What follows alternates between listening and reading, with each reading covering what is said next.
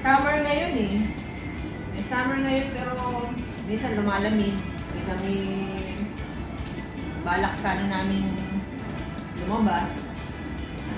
Yung weather eh pabagong-bago. Nakita nyo, naka-short ako. Yung pagbagong linggo lang. Tsaka madali kasi yung isuot ka agad pag naka-short. Pero mamaya, magpapants na ako. Jogging pants, mga ganyan. Kasi hindi ako masyadong papakita ng naka-short ako dito, naiya ako eh. Tsaka, kasi yung religious dito kasi, yung balot na balot yung ulo, nakapalda, kung maikli ang palda, naka-leggings pa yan. Kasi hindi sila naka-t-shirt, long sleeve yan. Para may nakikita yung braso. Nasa inyo naman yan, caregiver, kung magagalito kayo. Pero ako, nakasanayan ko nang magsuot ng leggings. Lagi. Hindi sila nag-iisip. Yun na, ha? Pinapainom ko siya ng tea kasi malamig. Okay. Para mawala yung lamig niya. Giniginaw kasi siya. Kasi pag ikaw nag-aalaga sa...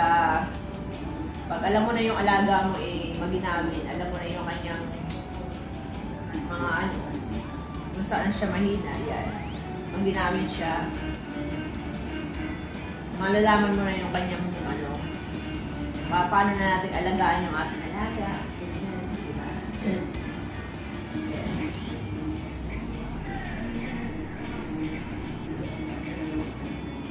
Sana uminit eh. Nakalabas man lang kami. Opa! Dog! Dog! Ha? Hindi, ginaw-ginaw siya. Yan, binuksan ko na yung heater. Kasi malamig. Hindi makagala sa labas. Yun na!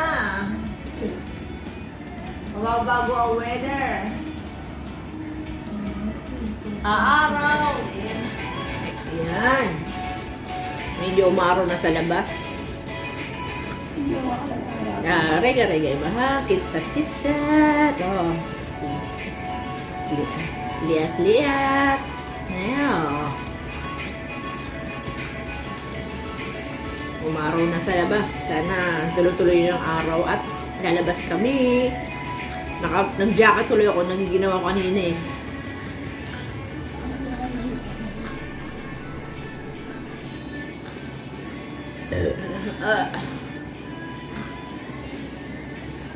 Yan. Ay, mati-shal. Mamaya ko na siya tatakluban sa ulo. Basa-basa pa. Pero pag may tao, tataklubin natin siya sa buhok. Kasi religious kasi siya. Ganun sa kanila pag may mga asawa na, yan. Taklob na ang buhok. Pero ako lang naman yung nakakita. Kaya, gusto ko mo nang i-refresh yung kanyang ulo. Yung iba kasi, basa pa yung buhok eh. Nagtataklob yun ng ganito. Yan. Dito si Banji, oh. Ay, di kita, maliwanag. Andito siya.